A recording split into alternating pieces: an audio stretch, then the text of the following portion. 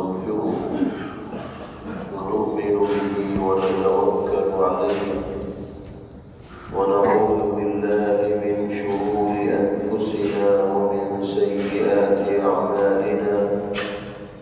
من يهده الله فلا مضل له ومن يضلل فلا هادي له ونشهد أن لا إله إلا الله وحده لا شريك له ونشهد أن سيدنا ونبينا وإمامنا وسندنا ومولانا محمدا عبده ورسوله صلى الله تبارك وتعالى عليه وعلى آله وصحبه وبارك وسلم تسليما كثيرا كثيرا. أما بعد فأعوذ بالله من الشيطان الرجيم. بسم الله الرحمن الرحيم.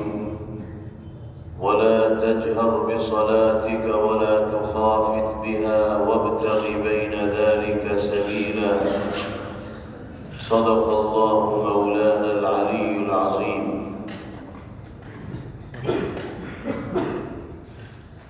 اللہ تعالیٰ نے جس دین و شریعت اور مذہب سے ہم سب کو وابستہ کیا ہے اور جوڑا ہے، وہ ہمیں اعتدال اور میانہ روی کو اختیار کرنے کی تلقین کرتا ہے، اور دین در حقیقت اتباع اور پیروی کا نام ہے، یعنی اللہ اور اس کے رسول صلی اللہ تعالی علیہ وسلم نے جو تشریحات اور جو اصول اور طریقہ کار دنیا میں بسنے والے انسانوں کے سامنے پیش فرمائے ہیں، اسی طریقے کو اختیار کر کے اعمال کو انجام دینے کا نام دین ہے۔ اگر اپنے طور پر انسان کسی اچھے سے اچھے عمل کو دین سمجھ کر انجام دے گا اور وہ شریعت و سنت کے تقاضوں کے مطابق نہیں ہوگا، پیغمبر علیہ السلام کے بیان کردہ طریقے کے مطابق نہیں ہوگا، تو اللہ کی بارگاہ میں قبولیت کا شرف اور مقام اس عمل کو حاصل نہیں ہو پائے گا، اور بعض مواقع پر انسان اس عمل کی وجہ سے اللہ کی جانب سے گرفت کا سامنا کرنے پر بھی مجبور ہوگا۔ نبی کریم علیہ السلام نے صحابہ کرام رضوان اللہ علیہم اجمعین کی اس انداز میں تربیت فرمائی کہ ہم نے جو عمل جس طریقے سے انجام دینا سکھایا ہے، اس عمل کو مرتے دم تک اسی طریقے سے انجام دینے کی کوشش کی جائے، اس سے 1 انچ ادھر سے ادھر اپنے طور پر نہ ہوا جائے۔ جیسے ایک موقع پر نبی کریم علیہ السلام نے ایک صحابی کو اللہ کی ذات پر، اللہ کی کتابوں پر اور اللہ کے رسولوں پر ایمان لانے کا طریقہ بتایا کہ کن الفاظ کے ذریعے اور کن جملوں کے ذریعے آپ کو ایمان کا اظہار کرنا ہے۔ آپ نے فرمایا کہ یوں کہو، آمنت بکتابک الذی انزلت وبنبیک الذی ارسلت، کہ اے اللہ میں ایمان لایا آپ کی اس کتاب پر جو آپ نے نازل فرمائی، اور میں ایمان لایا آپ کے اس نبی پر جس کو آپ نے نبی بنا کر دنیا میں بھیجا۔ ان صحابی نے یہ الفاظ یاد کیے، اور بعد میں جب وہ اس کو دہرانے لگے تو تھوڑی سی ترمیم اور معمولی سا فرق انہوں نے کیا۔ اور یوں الفاظ ادا کیے کہ آمنت بکتابک الذی ارسلت وبرسولک الذی آمنت بکتابک الذی انزلت وبرسولک الذی ارسلت، میں آپ کی اس کتاب پر ایمان لایا جو آپ نے نازل فرمائی، اور آپ کے اس رسول پر ایمان لایا جن کو رسول بنا کر آپ نے بھیجا۔ صحابی نے فرق صرف اتنا سا کیا کہ پیغمبر علیہ السلام نے نبی کا لفظ ان کو سکھلایا تھا، اس موقع پر انہوں نے نبی کے بجائے رسول کہا۔ حضور پاک علیہ السلام نے ان کو ٹوکا اور تنبیہ فرمائی کہ ہم نے جس انداز سے اور جن الفاظ سے ایمان لانے کا اظہار کرنے کی تلقین کی تھی، آپ نے اس میں ترمیم کر دی ہے، اپنے طور پر تبدیلی کر دی ہے، اس لیے اسی طرح کہیے جس طرح ہم نے سکھایا۔ حالانکہ کوئی خاص فرق نہیں ہے نبی اور رسول کے درمیان، اصطلاحی فرق ہے جو اہل علم جانتے ہیں، اور عرف کے اعتبار سے نبی اور رسول کے درمیان کوئی خاص فرق نہیں ہے۔ یہ کہنا کہ ہم اس نبی پر ایمان لائے جس کو اللہ نے نبی بنا کر بھیجا، یا ہم اس رسول پر ایمان لائے جس کو اللہ نے رسول بنا کر بھیجا، عرف کے اعتبار سے دونوں جملوں میں ذرہ برابر کوئی فرق نہیں۔ لیکن پھر بھی پیغمبر علیہ السلام تنبیہ فرما رہے ہیں یہ بتانے کے لیے کہ ہم نے جس طرح سکھلا دیا آپ کو اسی انداز میں عمل کرنا ہے اور انہی جملوں کو اپنی زبان سے ادا کرنا ہے۔ اس سے یہ بتایا گیا کہ دین در حقیقت اتباع اور پیروی کا نام ہے۔ ہم کوئی بھی عمل کریں اس کو اس معیار کے اوپر پرکھیں کہ یہ شریعت و سنت کے مطابق ہے یا نہیں۔ جناب رسول اللہ صلی اللہ علیہ وسلم نے جو طریقے زندگی ہمیں سکھلایا ہے اس طریقے زندگی میں اس عمل کی گنجائش ہے یا نہیں۔ اگر اس کی گنجائش دکھتی ہے اور آپ کی زندگی میں اس کا نمونہ ہمیں ملتا ہے تو پھر ہمارے لیے اس عمل کو انجام دینا بالکل صحیح ہوگا۔ اور اگر پیغمبر علیہ السلام اور صحابہ کرام رضوان اللہ علیہ مجمعین کی زندگیوں سے اس کا ثبوت نہیں ہوگا تو پھر وہ عمل ہمارے لیے درست اور صحیح قرار نہیں دیا جائے۔ اسی طرح مشہور واقعہ ہے کہ ایک مرتبہ رات کے آخری پہر میں نبی کریم علیہ السلام مدینہ منورہ کے مختلف علاقوں کا گشت فرما رہے تھے۔ یہ معمول تھا پیغمبر علیہ السلام کا کہ آپ کسی بھی دن رات کے کسی بھی حصے میں مدینے کی آبادی کا چکر لگا لیا کرتے تھے، گشت فرما لیا کرتے تھے۔ تو اسی دوران آپ کا گزر سیدنا ابو بکر صدیق رضی اللہ تعالیٰ کے گھر کے قریب سے ہوا، تو آپ نے ابو بکر رضی اللہ تعالیٰ کو نماز تہجد میں مشغول پایا اور وہ بہت ہلکی آواز کے ساتھ قرآن پاک کی تلاوت فرما رہے ہیں۔ پھر حضرت عمر رضی اللہ تعالیٰ کے گھر کے پاس سے گزر ہوا، وہ بھی تہجد کی نماز میں مشغول تھے اور وہ بلند آواز کے ساتھ قرآت فرما رہے تھے۔ دونوں تہجد کی نماز پڑھ رہے تھے، اور بھی دیگر حضرات پڑھ رہے ہوں گے، لیکن خاص طور پر ان دونوں حضرات کی پیغمبر علیہ السلام نے نگرانی فرمائی۔ ایک کو محسوس کیا کہ وہ ہلکی آواز میں تلاوت فرما رہے ہیں، اور دوسرے کے بارے میں یہ مشاہدہ کیا کہ وہ بلند آواز کے ساتھ تلاوت فرما رہے ہیں۔ صبح ہوئی، فجر کی نماز کے بعد پیغمبر علیہ السلام نے حضرت ابو بکر صدیق رضی اللہ تعالیٰ عنہ سے فرمایا، مررت بک فی البارحہ، رات میں تمہارے قریب سے گزرا، وانت تخفض قراءتک، اور میں نے دیکھا کہ تم بہت ہلکی آواز میں قراءت کر رہے ہو۔ کیا وجہ ہے؟ اتنے ہلکے ہلکے قرآن پاک کیوں پڑھ رہے تھے؟ تو حضرت صدیق اکبر رضی اللہ عنہ نے فرمایا کہ یا رسول اللہ اسمعت من ناجیت، اے اللہ کے رسول جس کو مجھے سنانا ہے، جس سے میں سرگوشی کر رہا تھا، اس کو میں نے سنا دیا۔ میں اپنے مالک کی رضا کے لیے نماز پڑھ رہا تھا اور اسی میں قرآن کی تلاوت کر رہا تھا۔ میرا مالک وہ ہے جو دل کی دھڑکن کو بھی سنتا ہے، انسان کے دل میں جذبات و خیالات کیا ہیں اس کا بھی اس کو علم ہوتا ہے، تو اس کے لیے ہلکی یا اونچی آواز کا کوئی مطلب ہے ہی نہیں۔ اسمعت من ناجیت، جس سے میں سرگوشی کر رہا تھا اس کو میں نے سنا دیا، اس لیے میں نے زور سے پڑھنا ضروری نہیں سمجھا۔ آپ خاموش رہے، کوئی جواب نہیں دیا۔ اخیر میں فرمایا ارفع قلیلا، کہ ابو بکر اپنی آواز تھوڑی سی بڑھا لو،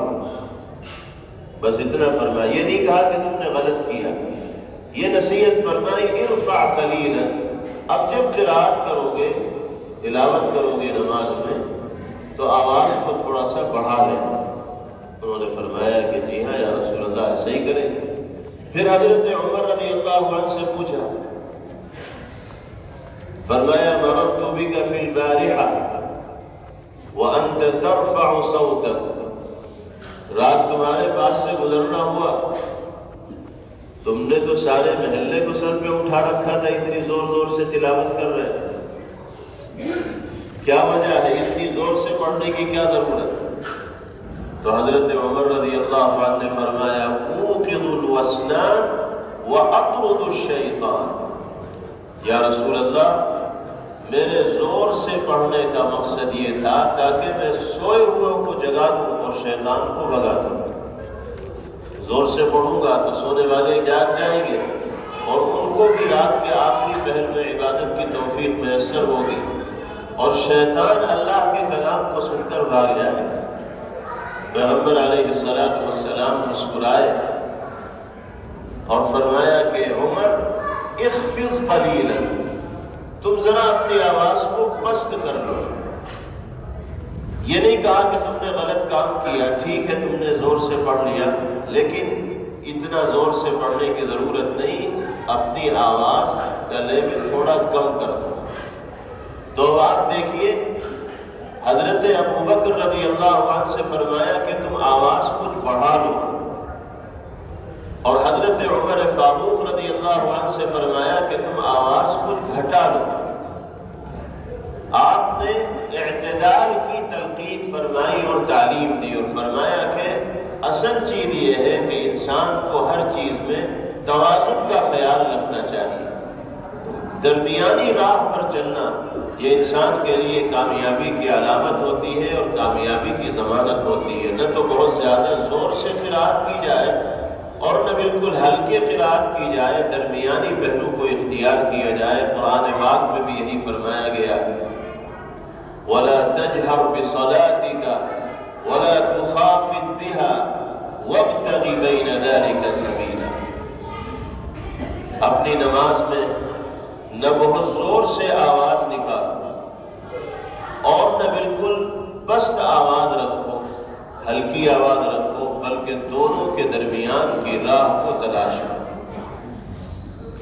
حکیم الامت حضرت مولانا اشرف علی تھانوی نور اللہ مرقدہ نے اس واقعے سے جو سبق نکالا ہے اور امت کے سامنے پیش کیا ہے وہ یہ ہے کہ در حقیقت جناب رسول اللہ صلی اللہ علیہ وسلم یہ بتانا چاہتے ہیں کہ ابو بکر جب تک تم اپنے طور پر آواز پست کر کے تلاوت کر رہے تھے تو وہ ایک عمل تھا، عمر جب تک تم اپنے طور پر آواز بلند کر کے تلاوت کر رہے تھے تو تمہارا وہ ایک عمل تھا، لیکن اب جب ہم نے تلقین کر دی کہ تم اپنی آواز کو کچھ بلند کرو اور تم اپنی آواز کو کچھ پست کرو، تو اب جب تم اس ہدایت پر عمل کرو گے تو تمہیں سنت پر عمل کرنے کا ثواب ملے گا، کیونکہ اب یہ دین کا حصہ بن جائے گا، اتباع ہو جائے گی جناب رسول اللہ صلی اللہ تعالی علیہ وسلم کی ہدایت کی اور آپ کی تعلیم۔ تو اصل چیز یہی ہے کہ جو چیز جس انداز میں ہمیں پیغمبر علیہ السلام اور اصحاب رسول صلی اللہ علیہ وسلم سے ملی ہو، اس عمل کو اسی انداز میں انجام دیا جائے اور اعتدال اور توازن اور میانہ روی کا خیال رکھنا چاہیے۔ اس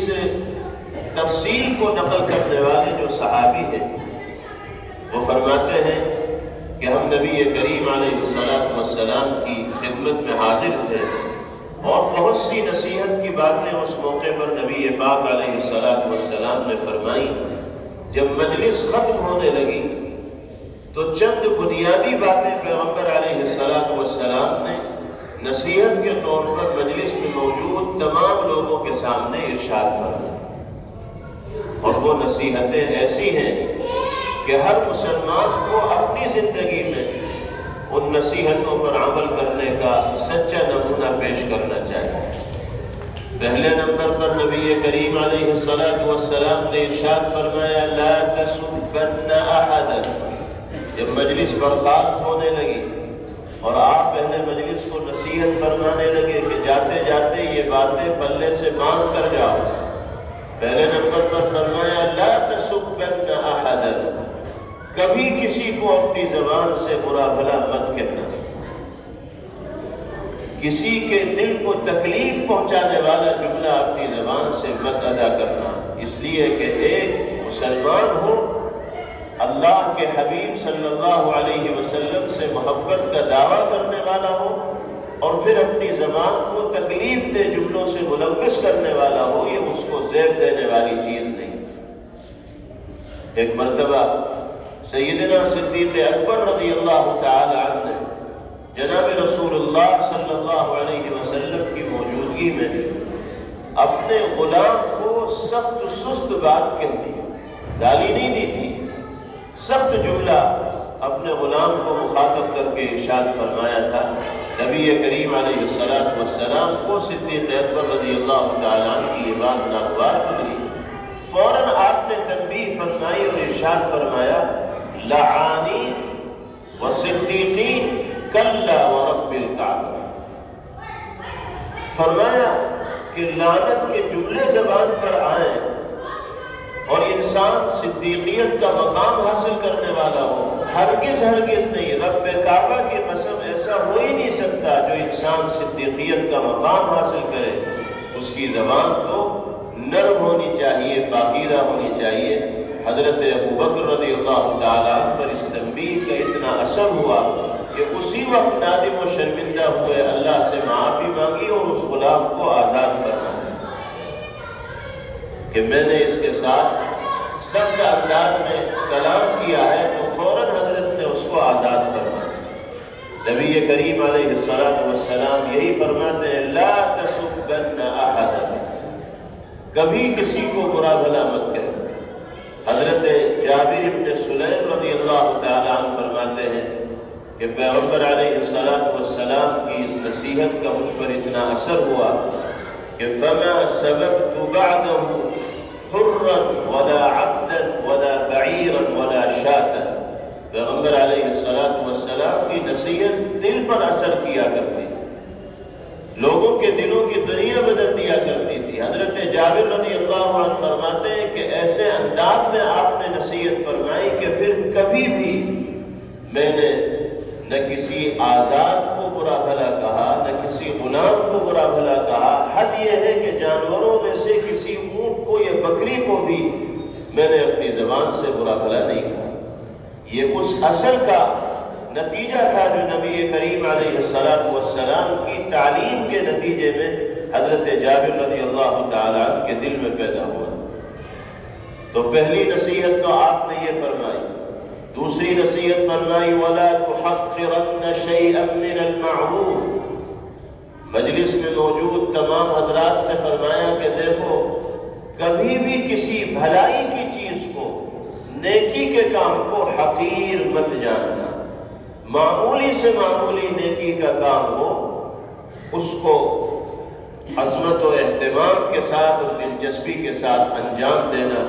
اس لیے کہ پتہ نہیں کس نیکی کے صدقے میں انسان کا بیڑا پار ہو جائے اور اللہ اس کے لیے مغفرت کا فیصلہ فرمائے۔ آپ نے وہ واقعہ سنا ہوگا کہ ایک بدکار عورت تھی، فاحشہ عورت تھی، جو ہر طرح کے گناہوں میں اور جرائم کے اندر ملوث تھی، لیکن ایک پیاسے کتے کے بچے کو پانی پلانے کی وجہ سے اللہ نے اس کے واسطے مغفرت کا فیصلہ فرمایا۔ معمولی سا عمل ہے، معمولی عمل کو انسان اگر اہمیت کے ساتھ انجام دے گا، دلچسپی اور عظمت کے ساتھ انجام دے گا، تو اللہ تو اتنے رحیم و کریم ہے کہ اپنے بندوں کی معافی کے لیے بہانے تلاش کرتے ہیں، اور کوئی معمولی سا بہانہ بھی باری تعالیٰ کو مل جاتا ہے تو اسی کے صدقے میں اللہ اس کے لیے مغفرت کا فیصلہ فرما دے۔ اللہ ہمیں معاف فرمائے۔ ہماری تو صورتحال یہ ہے کہ بڑی بڑی نیکیوں کو غیر اہم سمجھ کر نظر انداز کر دیتے ہیں، سنتوں کو چھوڑتے ہیں، اور کوئی اگر سمجھاتا ہے تو اس سے مزوری کرتے ہیں اور کہتے ہیں کہ میاں سنتی تو ہے، کوئی فرض و واجب تھوڑی ہے۔ یعنی ہمارا انداز یہ ہوتا ہے کہ سنت تو ایک معمولی سی چیز ہے، اس پر عمل کر لیں تو ٹھیک ہے، نہ کریں تو کوئی قباحت نہیں، کوئی حرج نہیں۔ یہ جو انداز ہے یہ اللہ کو ناراض کرنے والا انداز ہے، اور نبی پاک علیہ السلام کی توجہات اور عنایتوں سے محروم ہونے والا انداز ہے۔ ہمیں ہر نیکی کو اور بھلائی کے کام کو پورے اہتمام اور دلچسپی کے ساتھ انجام دینے کی کوشش کرنی چاہیے۔ تیسری ہدایت پیغمبر علیہ السلام نے فرمائی، وَإِن تَكَلَّمْ أَخَاكَ وَأَنْتَ مُنبَسِطٌ إِلَيْكَ وَجْهَكَ إِنَّ ذَلِكَ مِنَ الْمَعْرُوفِ۔ مجلس برخاست ہو رہی، صحابہ اٹھ کر اپنے گھروں کو جانے والے ہیں، کام میں مصروف ہونے والے ہیں، آپ نے جاتے جاتے یہ سبق پڑھایا کہ تمہاری ملاقات کسی بھی بھائی سے ہو تو اپنے چہرے پر ہلکا سا تبسم اور مسکراہٹ لے کر آ جانا، اس لیے کہ یہ بھی میرا طریقہ ہے، ایک معروف ہے، ایک بھلائی کا کام ہے۔ تم مسکراتے چہرے کے ساتھ اگر اپنے بھائیوں سے ملو گے تو تمہیں صدقے کا ثواب ملے گا اور سنت پر عمل کرنے والے قرار دیے جائیں گے۔ اس لیے کہ ہم اگر کسی سے ملاقات کرتے وقت اپنے چہرے پر مسکراہٹ لے آئیں گے تو ہم اپنے بھائی کے دل کو مسرور کرنے والے اور خوش کرنے والے ہیں، اور کسی انسان کے دل کو خوش کرنا یہ اللہ کی رضا حاصل کرنے والا عمل ہے۔ یہ بہت معمولی سا عمل ہے، اور اس عمل کو کرنے میں انسان کو کوئی محنت نہیں کرنی پڑے گی، مشقت نہیں کرنی پڑے گی، بس اپنے نفس کو قابو میں رکھنا ہوگا اور پیغمبر علیہ السلام کی ہدایات پر عمل کرنے کا سچا جذبہ اپنے دل کے اندر پیدا کرنا ہوگا، تو بہت آسانی کے ساتھ انسان اس ہدایت پر عمل پیرا ہو سکتا ہے۔ اگر ہمیں کسی سے ناراضگی بھی ہے تو اولاً تو ہم ناراضگی دور کرنے کی کوشش کریں، ناراضگی باقی نہ رہنی چاہیے۔ دنیا کی اس مختصر سی زندگی میں سب کے ساتھ ہمارے معاملات آئینے کی طرح صاف ستھرے ہونے چاہیے۔ کسی سے اگر تلخی ہے، ناراضگی ہے، تو اس کو ختم کیا جائے اور مل جل کر میل و محبت کے ساتھ اور پیار کے ساتھ زندگی گزارنے کا عزم اور پختہ ارادہ کیا جائے۔ ملاقات کے وقت اگر ہلکی سی مسکراہٹ اور بشاشت کا اظہار ایک ایمان والا اپنے چہرے سے کر لے گا تو وہ دوسروں کے دلوں کو جیتنے میں کامیاب ہوگا، اور پیغمبر علیہ السلام کی سنتوں پر عمل اس کے لیے آسان ہو جائے گا۔ اس کے بعد اگلی نصیحت حضرت نے فرمائی، وَارْفَعْ إِزَارَكَ إِلَى نِصْفِ السَّاقِ فَإِنْ أَبَيْتَ فَإِلَى الْكَعْبَيْنِ وَإِيَّاكَ وَإِسْبَالَ الْإِزَارِ فَإِنَّهَا مِنَ الْمَخْيَلَةِ۔ بہت اہم بات پیغمبر علیہ السلام نے ارشاد فرمائی، اس گناہ سے بچنے کی تلقین فرمائی جس میں آج 95% مسلمانوں کا طبقہ ملوث ہے۔ فرمایا صحابہ کرام رضوان اللہ علیہ مجمعین سے کہ اپنے پاجامے یا تہبند کو ٹخنوں سے اوپر رکھا، نصف ساق تک لے آؤ۔ اگر نصف ساق تک لانا تمہیں پسند نہیں ہے تو کم سے کم ٹخنوں سے اوپر رکھو، اس لیے کہ پائنچوں کو ٹخنوں سے نیچے رکھنا یہ اللہ کو ناراض کرنے والا عمل ہے، اور یہ تکبر اور غرور کی علامت اور نشانی ہے۔ اور اللہ کسی متکبر اور مغرور انسان کو پسند نہیں فرماتا۔ آج اس گناہ کو گناہ ہی نہیں سمجھا جاتا اور آدمی بآسانی اس گناہ کا ارتکاب کرتا ہے۔ پیغمبر علیہ السلام کی ہدایات پر عمل ہمارے لیے مشکل ہے۔ ہاں اگر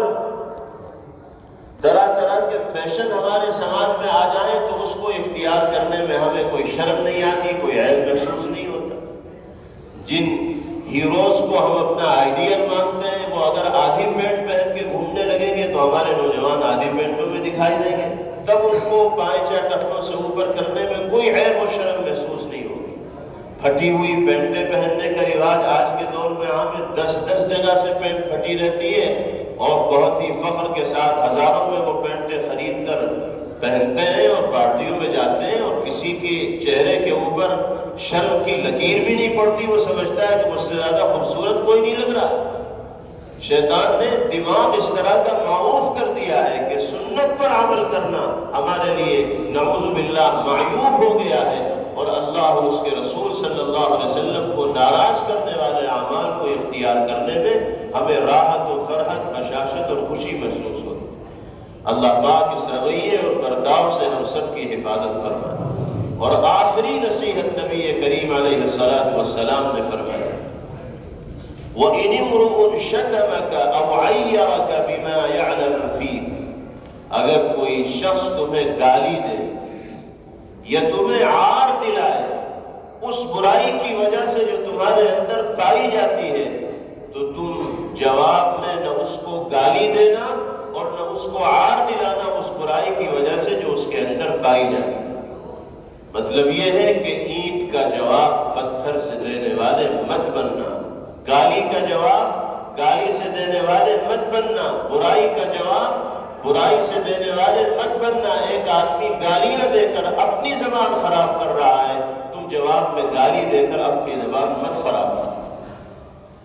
ایک آدمی تمہارے عیوب 10 آدمیوں کے سامنے بیان کر کے گناہوں کو مول لے رہا ہے، تم اس کے عیوب 2 آدمیوں کے سامنے بھی ذکر مت کرو، ورنہ تم بھی گناہوں کو مول لینے والے بن جاؤ گے۔ یہ وہ تعلیم ہے کہ جس پر عمل کرنے کے لیے انسان کو اپنے نفس پر کنٹرول کرنا ہوگا، ضبط کا مادہ اپنے اندر پیدا کرنا ہوگا، ورنہ ہم تو اتنے مشتعل ہو جاتے ہیں، غصے میں بھڑک جاتے ہیں معمولی باتوں پر، کہ اگر ایک گالی ہمیں سننے کو ملتی ہے تو جب تک 10 گالیاں سامنے والے کو نہیں دے دیتے اس وقت تک دل ٹھنڈا نہیں ہوتا۔ کسی نے اگر ایک جملے سے ہمیں عار دلایا ہے، جب تک 10 جملوں سے ہم اس کو عار نہیں دلا دیں گے اس وقت تک ہمیں اطمینان نہیں ہوگا۔ یہ جو مزاج ہے یہ اسلامی اور نبوی مزاج نہیں ہے۔ اس مزاج سے ہمیں اپنے آپ کو دور کرنے کی ضرورت ہے، اور جو مزاج پیغمبر علیہ السلام نے دیا ہے اس کو اختیار کرنے کی ضرورت ہے۔ اللہ پاک ہم سب کو اپنے حبیب صلی اللہ علیہ وسلم کی ان ہدایات پر عمل پیرا ہونے کی توفیق پر عمل فرمائے۔ اللہ نے وہ کمال نبی کریم علیہ السلام کی زبان مبارک سے نکلے ہوئے الفاظ کو اور جملوں کو عطا فرمایا کہ ایک نصیحت پر بھی اگر ایمان والا عمل پیرا ہو جائے تو اس کی ساری زندگی بن جائے، یہاں بھی وہ کامیاب ہو اور وہاں بھی وہ سرخرو ہو۔ اللہ تعالی ہم سب کو سنتوں کی اتباع کی توفیق مرحمت فرمائے۔ وآخر دعوانا الحمد للہ رب